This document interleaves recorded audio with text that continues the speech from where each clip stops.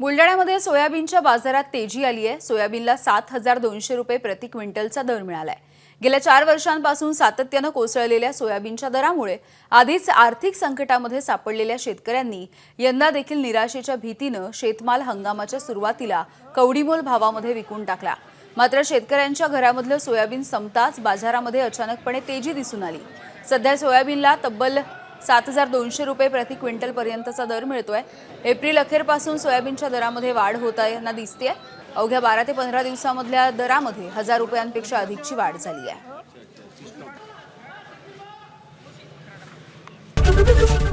ABP माझा, उघडा डोळे बघा नीट।